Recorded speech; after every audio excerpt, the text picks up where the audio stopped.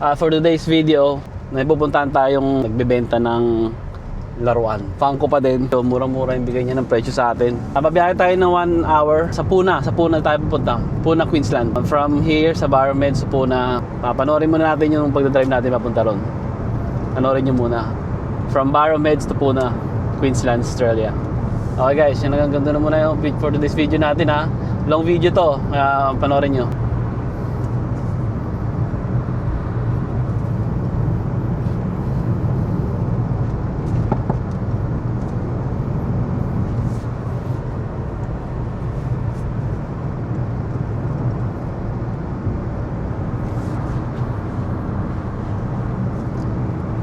Ayun guys, from Barrow-Med to Puna, ito yung dinadaanan natin. Dadaan tayo ng Turbanley, tapos Maribara. Ayun. This video is only for Filipinos na nakatira dito sa Australia at saka pupunta ng Australia, and for all the Filipino watching from Philippines and from other country. Ayun. Ayun, maglalagay naman tayo ng ano dyan, ng ano sa baba, caption na English para maintindihan din ng mga English people. Okay guys, yan, naka-play lang to. Continuous playing ng video natin. Yan, nandun lang tayo, dire-diretso.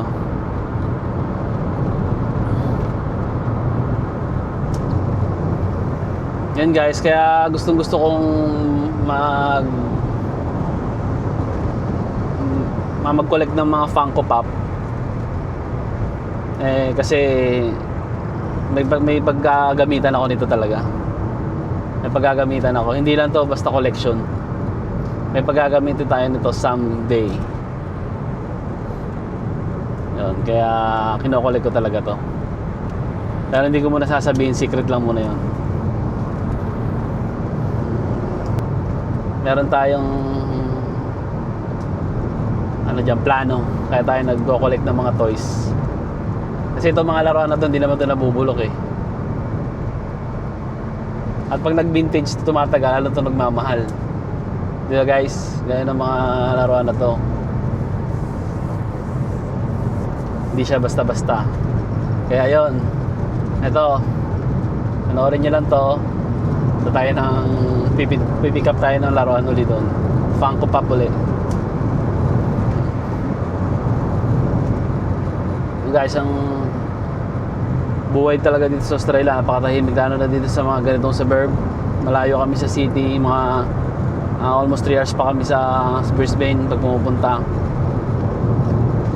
Sa Hervey Bay ang pinaka-city namin, pinaka-downtown, at hindi naman siya ganun kalaki, at hindi wala siyang mga skyscraper na mga building, puro building lang siya.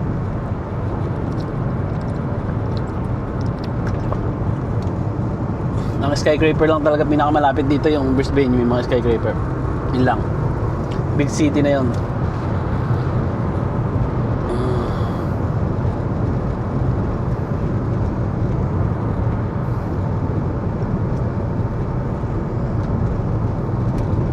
Guys, andito na tayo sa Bruce Highway. Yan. Ito guys, papunta na to ng Brisbane. Itong kalsada na to. A1.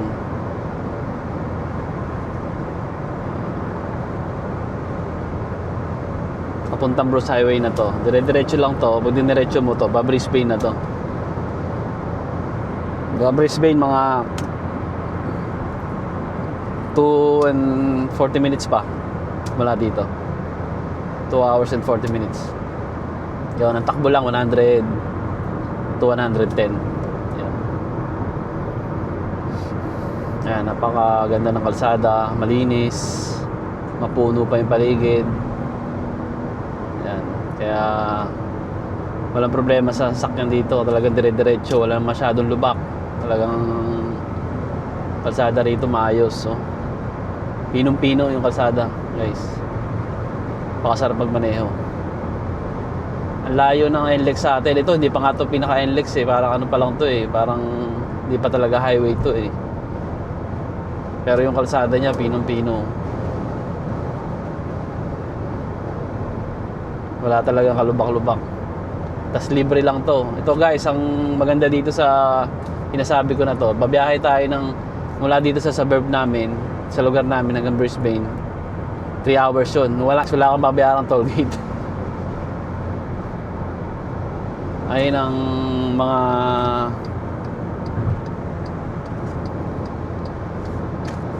magagandang bagay na meron dito sa Australia. Compare mo sa Pinas. Siyempre sa Pinas masaya pa rin.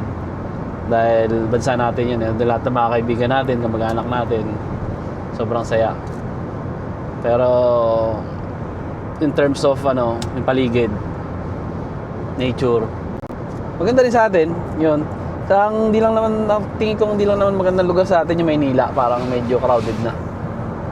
Kasi hindi maayos, walang sistema yung kalsada, traffic, basura, makalat. Yun, sana maayos din. Parang ganito. Balang araw siguro darating yung panahon. Siguro pag bumalik na si Inday Sara Duterte. Kasi maigpit eh. Totoo lang guys. Si Sara Duterte, mga Duterte, hindi ko naman talaga gusto yan. Wala naman akong gustong kahit sinong politiko eh. Wala akong politiko, hindi ko naman sila ina-idolize eh. Pero nakikita ko lang sa kanila yung pagiging yung matapang tsaka gusto talaga madisiplina yung mga tao. Kasi yun ang kulang ng Pilipinas. Disiplina. Yan, unang-una dapat talaga mawala yung drugs. Mahirapan naman talaga nating matanggal ang drugs sa Pilipinas eh. Sobrang hirap matanggal niyan. Pero sana at least ma-minimize. Matakot yung mga drugs, hindi ginagamit dapat nang gumagamit ng drugs lang yung mga kung sino man yung talaga may gusto na hindi ginagamit para pumatay, para mga abuso ng babae, pumatay, ganun. Hindi dapat inaano yun, tinotolerate yung mga ganung bagay. Dito rin naman, di naman nawawala dito ang mga drugs sa Australia eh. Kahit sa ibang bansa. Pero yung mga drug addict dito, hindi ganun katatapang, hindi ganun kabrutal. Na ultimo kahit magulang kayang patayin, kapatid, asawa, anak. Hindi ganun dito. Meron man pero ilan-ilan. Meron man matagal na uli bago masundan. Taon sa atin halos araw-araw may patayan. Ayun ang hindi lang talaga maganda i-compare ang Pilipinas sa ibang bansa kasi kulang tayo sa presidente talaga na kamay na bakal. Kasi sa ngayon kailangan talaga sa Pilipinas kamay na bakal. Kaya sobrang makukulit na ng mga tao, matatapang na lahat sa Pilipinas eh. Sobrang tapang lahat. Dapat gawin muna na isang matapang lang muna yung namumuno para lahat sumunod sa kanya. Kaya ngayon ang nangyayari, wala. Lahat matatapang. Kasi nga, walang kami nabakal yung presidente natin. Mabait siya, mabait. Tututusin lang. Tututusin. Mabait talaga yung presidente natin, si Bongbong Marcos. Sa personal na pagkatao. Pero yung sa pagiging presidente niya, hindi niya napapatupad yung na dapat tungkulin niya bilang isang presidente. Una-una, maging kamay na bakal ka, mapasunod mo yung mga tao sa mga legal na paraan. Ganun ba? Hindi naman tayo, disclaimer lang guys, pero hindi naman tayo professional pagdating sa mga political analyst na yan. Dapat nilang gawin. Pero ayun ang nakikita ko lang kasi tumanda na tayo ng ganun lang din ang sistema paulit-ulit. Doon ko lang naramdaman simula nung bata ako hanggang ngayon yung pagkakaiba talaga ni Presidente Duterte sa mga lahat ng naging presidente. Ayun lang ang naramdaman ko. Simula kasi naabutan kong presidente, kung di ako nagkakamali, pinanganak ako si Cory Aquino. Tapos sumunod niya si Ramos. Tapos si Erap. Tapos na Erap, ayun na, kinuha nga ni Gloria Macapagal. Tapos si Pinoy. Tapos ngayon, si Marcos. Si Duterte, tapos Marcos.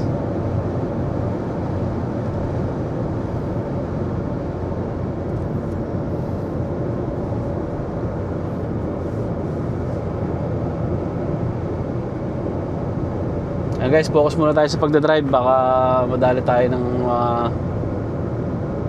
police.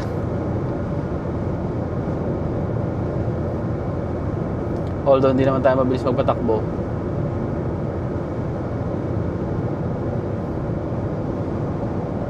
Pero mas maganda na yung safe tayo.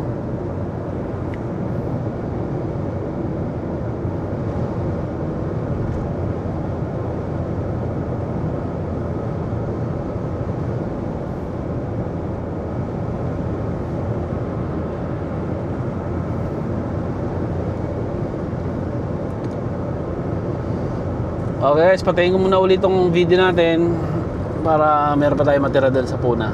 Okay guys, liliko na tayo dito sa Meribara. Ito pag diniretso yan, Brisbane. Pag kumaliwa tayo, Meribara. Dito na tayo pinaliliko ni Google Map. Ayan, kita nyo no, Gympie, Brisbane, Gympie to Brisbane. Turn left.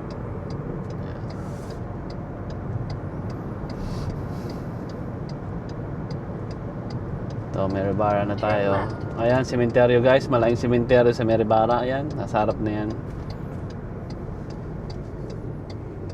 Yan, giveaway muna tayo dito. Oh, wala, diretso tayo. Wala namang... Yan, yung malaking sementeryo yan sa kabila, sa kanan natin. Yan. Cemetery. Ayan guys. Yun, dito, Meribara na to. Part na to ng Meribara. Walker Street ata to.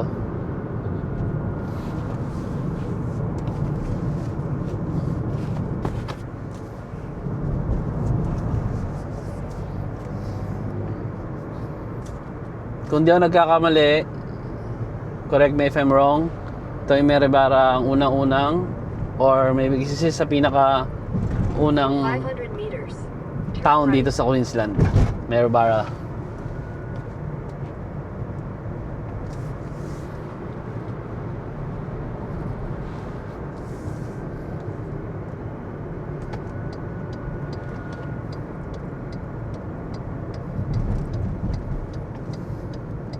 Turn right. Croydon Street. Guys, yun tayo kanan. Continue for 5 kilometers. Barham Street. Ayan yung mga bahay dito guys. Oh. Kita nyo no. Hindi nyo kasi nyo yung lugar. Sobrang linis. Oh. Tapos pagdating sa dulo, left turn tayo dyan.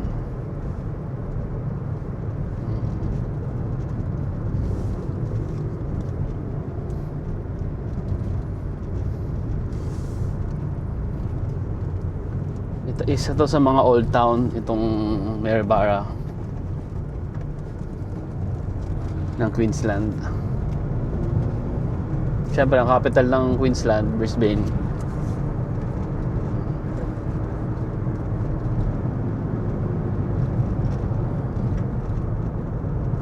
Kaya pansin nyo dito, kasi dito nyo makikita yung mga old houses. Marami kayo makikita dito.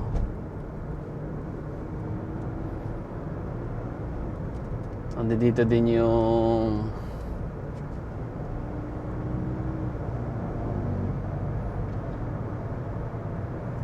dito rin yung parang ano. Dito mo rin makikita yung town na parang ghost town. Dito rin yun. Kung mag-search kayo sa YouTube, dito nyo makikita yung ghost town ng Meribara. Kasi wala siya, parang walang katao-tao. Pwede nga movie sa ano pero pwede nga siyang ipalabas sa mga horror movies.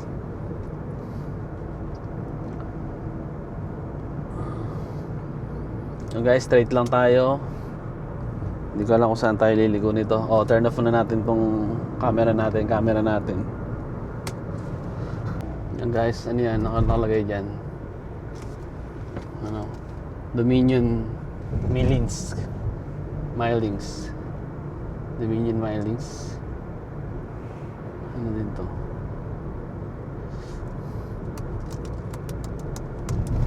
Yan guys, so Freemason Lodge. Yan yung lodge namin. Yan yung nasa kanan. Merong ano ngayon ah. May meeting ngayon ng lodge. May lodge meeting.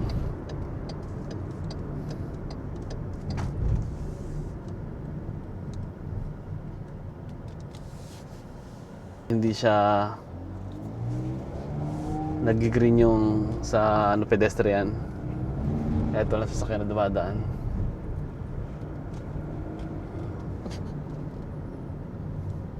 Ito yung school ng Meribara States. Ayun no, sa kanan yan, Meribara States High School. Anak natin pag nandito na sila. Ayun, ang municipal ata to ng ano, Meribara. Yung nasa taas na yun, mataas na yun na may orasan.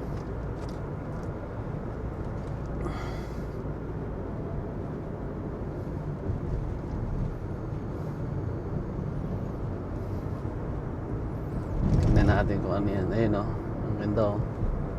Ito na yung pinaka-town. Tingnan nyo guys, o, diba luma-luma, tignan.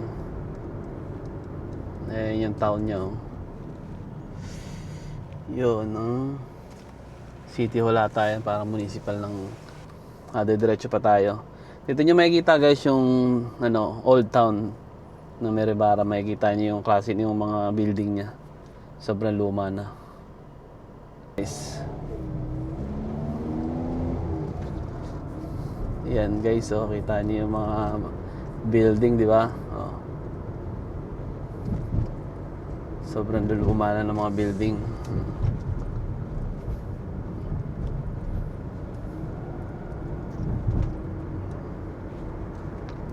Diretso lang tayo. Nakagaw lang. Diyan yung mga commercial area na to. Ano-ano mga mabibili mo na dyan. Yan, straight lang daw tayo. Magdilaw. Kaya hinto tayo. Go again. Yan, di ba guys, so kita niyo yung pagka magiging ano no, makaluma na lugar na to.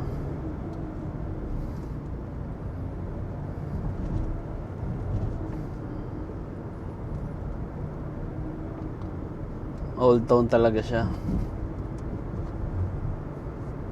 Ito may daanan ng train. 1870 pa yung building na to. Straight lang daw tayo. Red line town na yun, no? Ito tren, no? Tren, daanan ng tren, guys. Pwede ka rin sumakay ng tren dito. Papuntang Meribara, Brisbane. Yan, sakay ng tren. Papuntang Brisbane yan. $50 ata o $40 ang bayad. Pag galing ka dito sa Meribara. Pero pag Howard, 50. So may In lapit sa 500 meters, turn left.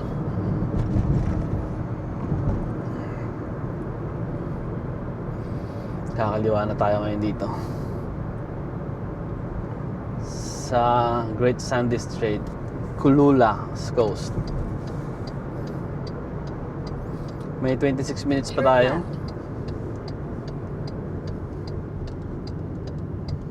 Tincan Bay. Ay, nakago pala. Nakago pala tayo guys. Diretso na tayo. Mary River. In 600 meters, Mary River na tayo. turn right.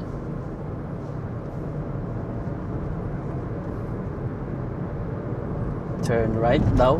Ang ganda ng lake guys, oh. River, oh, Mary River, ang lawak.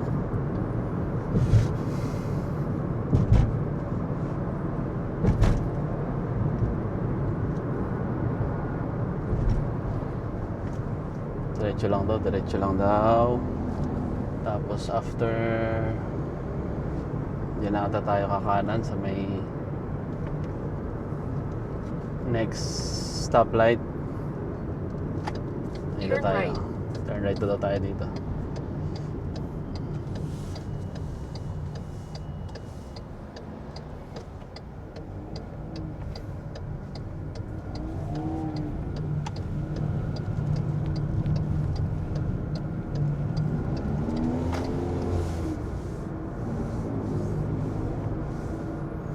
Guys, dire-diretso lang tayo.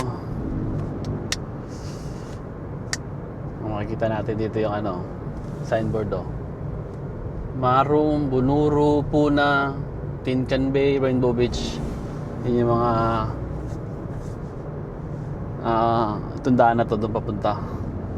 No way na to. Okay guys, turn off ulit natin muna ngayon yung camera. Hindi, dire-diretsuhin na lang natin. Baka kaya naman yan. Mahaba naman ang charge ngayon yan. Full charge.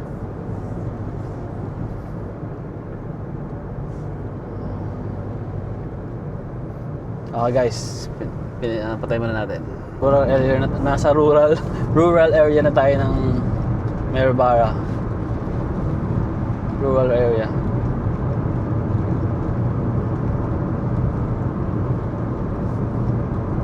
Nabubulol na ako guys sa rural area.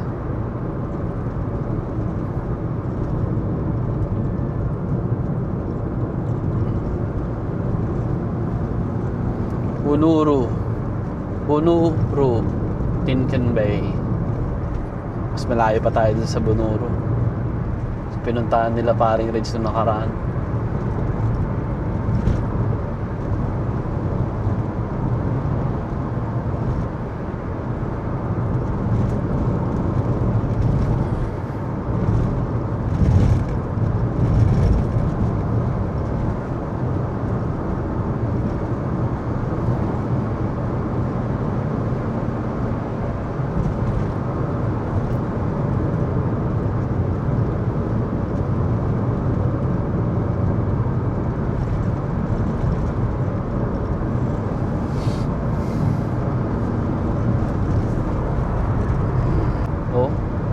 Guys, tignan nyo guys, ang ganda ng pine tree dito.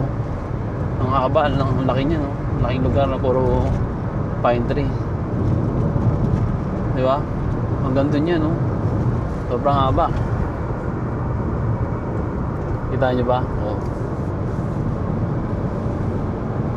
Paano kaya nangyari na puro pine tree lang yung nakatayong puno dyan? Talagang tinanim kaya talaga nila yan? Halos pare-parehas talaga, oh. Diba?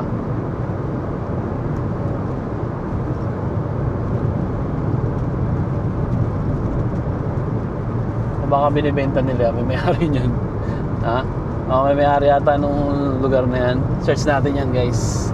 Kung may may-ari yan mga pine tree na yan. Kasi sobrang lawak, oh. Tapos may bakod.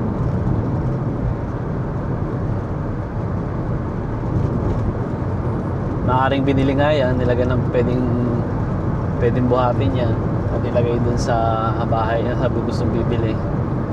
Mga ganun nga yan guys. Haba niyan. Puro yan lang ang tanim. Hanggang doon pa sa likod yan.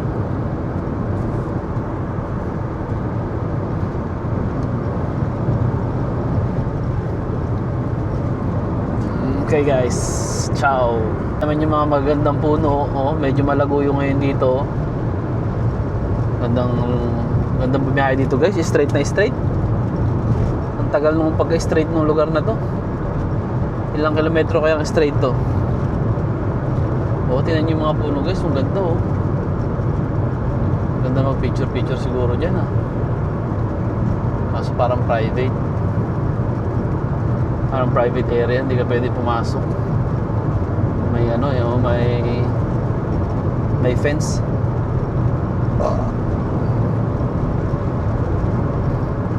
Ganda. Guys, meron na tayo 15 minutes para makarating doon sa bahay na nagbebenta ng mga Funko Pop na kukunin natin. Yan, straight lang tayo. Diretsuhin lang natin to.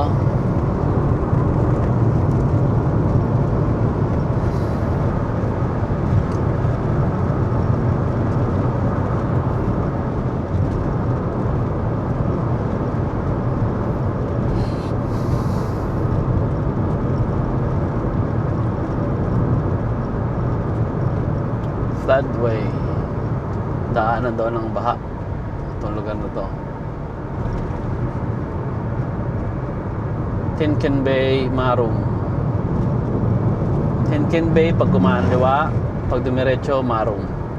Hindi, mali. Pag kumaliwa pala, Maroom.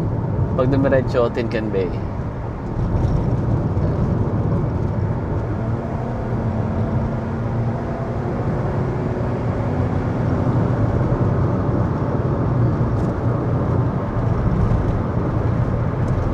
Napakaganda ng lugar talaga ng Australia. Isa rin to sa mga nagustuhan kong lugar eh. Ang linis kasi. Tsaka yung mga puno talaga. Kita mo, parang pare-parehas. Sa itong lugar na to, halos pare-parehas yung mga puno. Parang sinadya siguro talaga nilang itanim ng pare-parehas yan. Uniform talaga 100 meters. Turn right. Ito, katulad sa kanan tingnan nyo, parang pag ano na siya sunog na ata sa parang palanta na sobrang sikat ng araw siguro yan. Pero summer na naman ngayon, winter ngayon dito, medyo malamig. Turn right. Yan, Tinken papunta na tayo sa Puna. Kanan tayo dito. Okay, freeway, diretso. Okay. Unfenced road.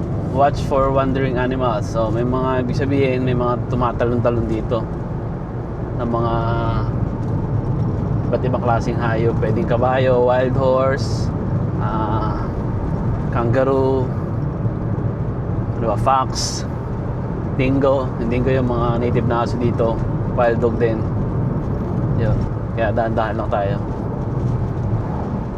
Malawak naman, kikita mo naman agad kung mayroon tatawid bigla. Siyempre kung kabayo yung tatawid dyan na malaki, siguradong sira yung sakyan natin. Kaya dahan-dahan lang tayo. Tignan nyo, ganda ng paligid tataas ng mga puno. Ang ganda ng shot ng camera natin ngayon yan.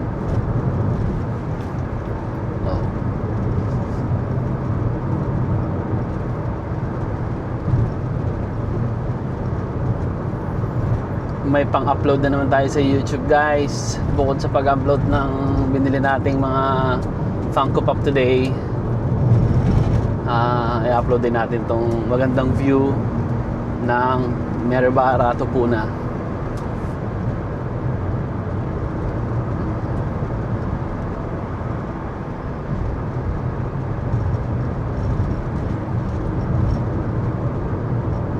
Siguro guys, yung Puna, pinangalan to sa mga nagche-chess, naglalaro ng chess.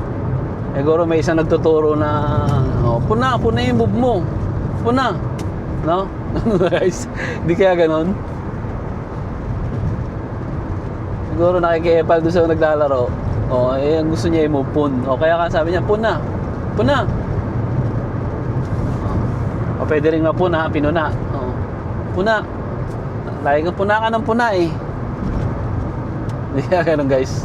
Kakaiba yung mga pangalan dito ng lugar sa Australia eh.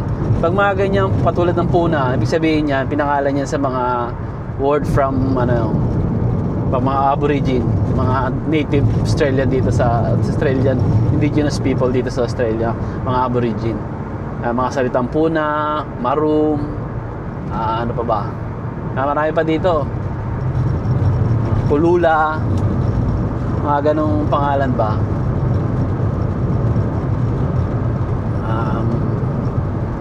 Explanation nila mga galing sa mga salita ng mga native people dito sa Australia, yung mga aborigine, indigenous people.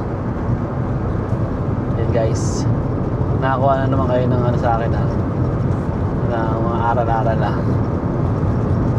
ang ganda ng paligid guys. Yan mo, ganda ng view habang nagde-drive ko. Paano mo ma-feel yung pagod sa pagdadrive ng malayo dito sa Australia. Kaya kahit ilikuitan mo na ikutin itong buong Australia, hindi ka mapapagod dahil sa ganda ng mga view na madadaan mo pa-iba-iba. Katulad nito kita nyo kung gaano kalawak, ka-green yung mga paligid ng mga puno, tas pare-parehas pa, uniform lahat ng puno.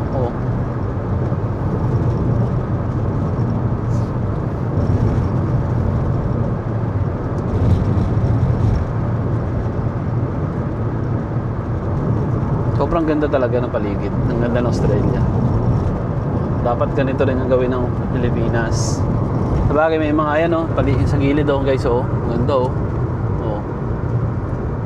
Tapos sa gabi, winter, lalakad ka ngayon dyan oh. Para ka nasa movie horror. Horror movies. Para ka nasa horror movies.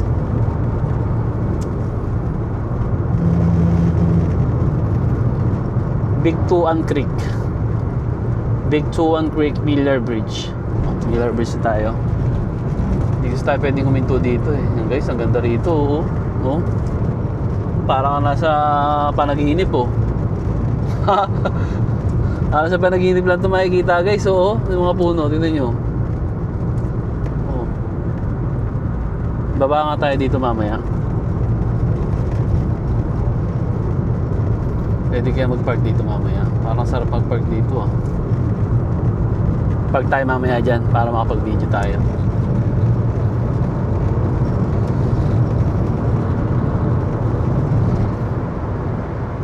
Isolated area, wala pang mga nakatira dyan. Dito sa lugar na dinadaanan natin. Oh, ganda ng lugar oh. Ah, grabe. Tayo mag-picture mamaya ng video.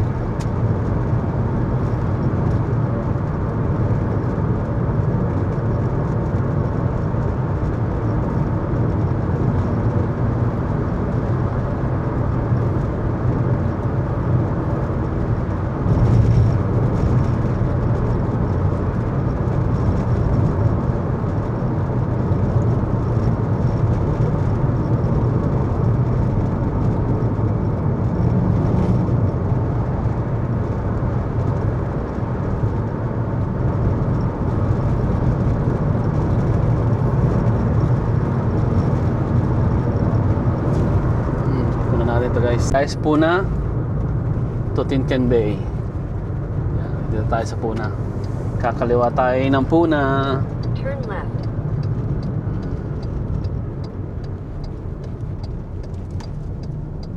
Ah, ang ganda naman ng mga puno dito.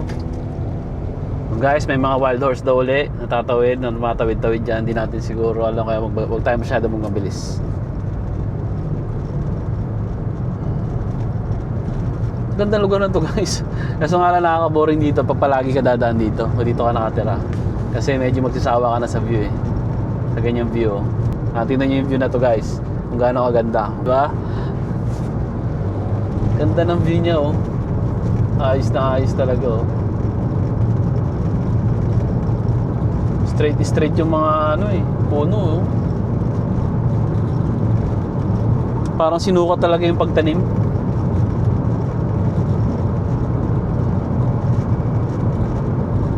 Linis, walang mga nakatira, walang tao. Kaso pag nasiraan ka dito, yun ang problema mo na. Kaya kailangan 100% ang pag-check mo sa sakyan mo palagi pag aalis ka dito.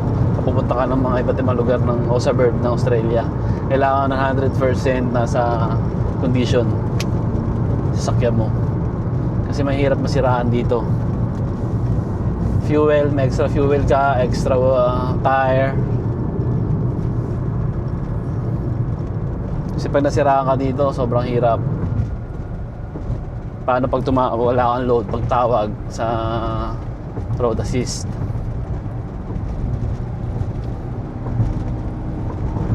Wala, di ba guys? Yun lang dito, kaya ayun. Matuto tayo maging palaging condition sa sasakyan. Nandito na tayo sa Australia kasi nga wala tayong masyadong mahihingan ng tulong pagdating sa mga ganitong klaseng lugar. Ayun oh. Sobrang ganda ng lugar oh. Tagod-tago yung lugar naman ni ate. Pinagbilan natin itong Funko na to. Ano kaya ang dulo nito? Ano?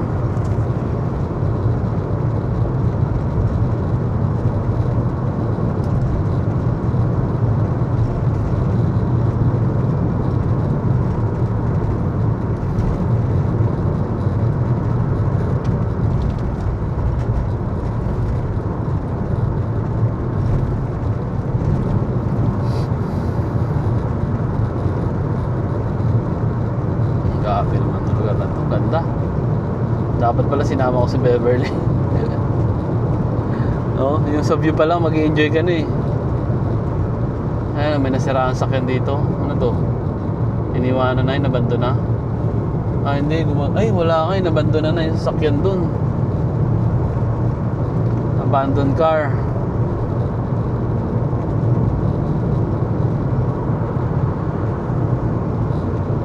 So guys, para tayo nasa wrong turn dito sa lugar na to.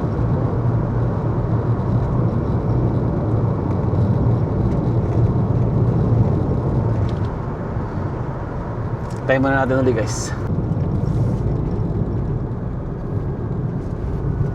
Una, oh yan oh.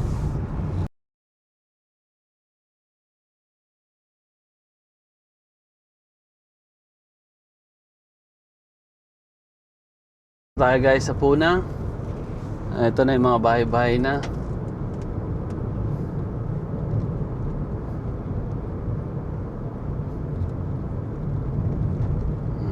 Dito na tayo sa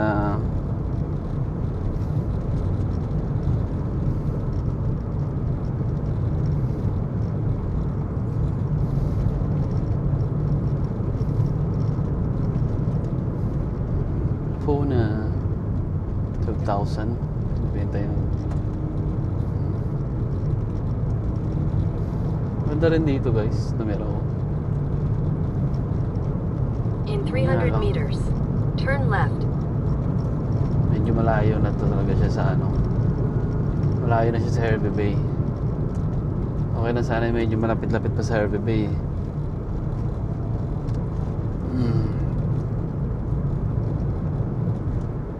Turn left. Yan, stopper. Malapit na tayo sa lugar ni ate. Nakalimutan ko yung ano niya, pangalan ng lugar, street. Livinorio ba yun? Kakatu Drive. Kakatu Drive. Sabi niya may malaking aso daw siya, Great Dane. Kaya wag daw ako lalabas basta-basta.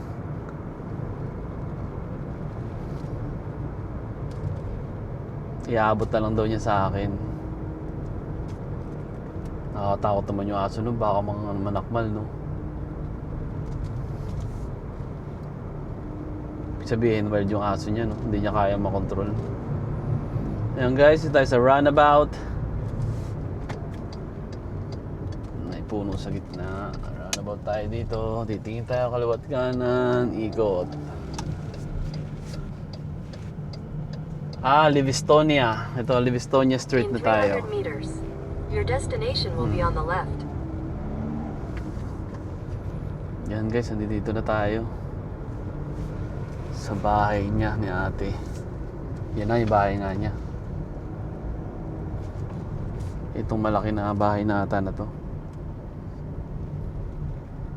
Ito na ba yun? Your ito. destination is on the left. Mali pa. Ito. Ito ata. Ito ata yun.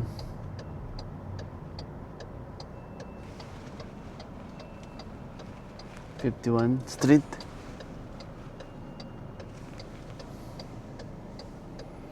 Bila. Parang ito pala yung bahay niya eh. Ito. Ito yung bahay niya guys. Tingnan niya kung yan. Iabot niya sa akin. Hindi na raw ako lalabas eh. Sabi niya kaya mas maganda yon. Hindi na tayo lalabas. Iabot na lang niya sa akin yung ayan.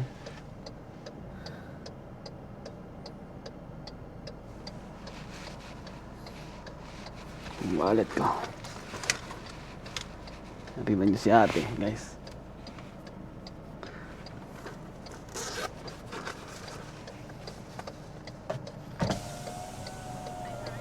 Yeah, right, yeah.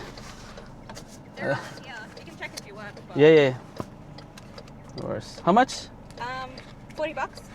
40 bucks? Yeah. No, more or less. You don't have. Thank you so Alright. much. Here's your thing.